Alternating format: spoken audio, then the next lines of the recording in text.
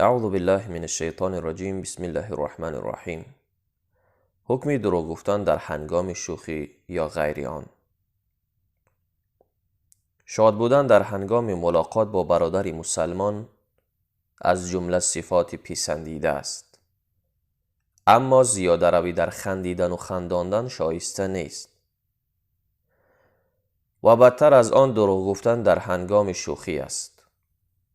درباره دروغی که به قصد شوخی یا خنده باشد از امام ابن باز سوال شد. آن حضرت گفتند دروغ گفتن هرچند به قصد شوخی باشد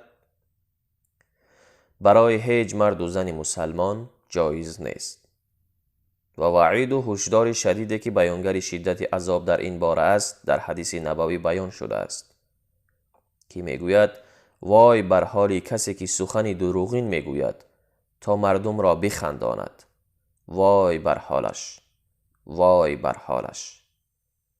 بنابراین بر هر مرد و زن مسلمان واجب است که از دروغگویی چه از روی شوخی است یا جدیت بر حذر باشد. السلام علیکم و رحمت الله تعالی و برکاته.